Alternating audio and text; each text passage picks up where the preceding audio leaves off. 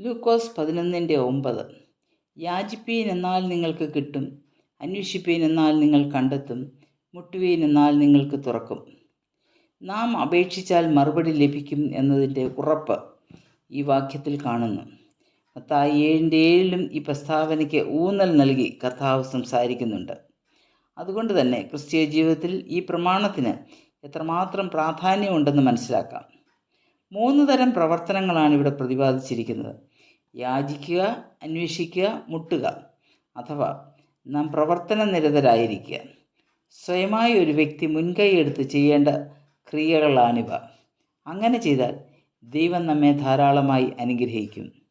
ലൂക്കോസ് 11:13 കർത്താവ് ചോദിക്കുന്നു, ദോഷികളായ നിങ്ങൾ നിങ്ങളുടെ മക്കൾക്ക് നല്ല ദാനങ്ങളെ കൊടുപ്പാൻ അറിയുന്നു എങ്കിൽ സ്വർഗസ്ഥനായ പിതാവ് തന്നോട് യാചിക്കുന്നവർക്ക് പരിശുദ്ധാത്മാവിനെ എത്രയധികം കൊടുക്കും. പരിശുദ്ധാത്മാവിനെ സമൃദ്ധമായി നൽകും എന്നതിൽ നിന്ന് വിവക്ഷിക്കുന്നത് യാചിക്കുന്ന ഏവനും ദൈവിക ജ്ഞാനം പകർന്ന് നേർവഴിയിൽ പരിശുദ്ധാത്മാവ് നടത്തും എന്നാണ്. ജ്ഞാനം കുറവുള്ളവർ ദൈവത്തോട് യാചിച്ചാൽ ലഭിക്കും എന്ന് യാക്കോബ് 1:5 വായിക്കുന്നു. യാചിക്കുന്ന ഏതൊരു വ്യക്തിക്കും നൽകുവാൻ ദൈവം എപ്പോഴും ഒരുങ്ങിയിരിക്കുന്നു. എന്നാൽ മുൻകൈയെടുത്ത് യാചിക്കേണ്ടത് വ്യക്തികളാണ്. ദൈവിക ജ്ഞാനത്തിൽ വളരണം എന്ന ഹൃദയവാഞ്ച അവർക്കുണ്ടായിരിക്കണം. അതുപോലെ സത്യമായി തന്നെ അന്വേഷിക്കുന്നവരുണ്ടോ എന്ന് ദൈവം നോക്കിക്കൊണ്ടിരിക്കുന്നു. 53-ാം സങ്കീർത്തനം 2-ാം വാക്യത്തിൽ ദൈവത്തെ അന്വേഷിക്കുന്ന ബുദ്ധിമാനുണ്ടോ എന്ന് ദൈവം സ്വർഗത്തിൽ നിന്ന് മനുഷ്യപുത്രന്മാരെ നോക്കുന്നു. സത്യാന്വേഷികളെ ദൈവം ഒരു നാളും കൈവിടുകയില്ല. ദൈവത്തെ അന്വേഷിച്ച കൊർന്നല്യോസിന് പത്രോസിൽ കൂടി ദൈവം തന്നെത്താൻ വെളിപ്പെടുത്തി കൊടുത്തു. അവരെ കുടുംബമായി രക്ഷയിലേക്ക് നടത്തി. എത്യോപ്യക്കാരനായ ഷണ്ണന് വചനത്തെക്കുറിച്ചുള്ള ദാഹം മനസ്സിലാക്കിയ ദൈവം ഫിലിപ്പോസിനെ തൻ്റെ അടുത്തേക്ക് അയച്ച് അവനെ മാനസാന്തരത്തിലേക്ക് നടത്തി. 12-ാം സങ്കീർത്തനം 5-ാം വാക്യത്തിൽ രക്ഷയ്ക്കായി കാക്ഷിക്കുന്നവനെ ഞാനതിലാക്കും എന്ന് കാണുന്നു.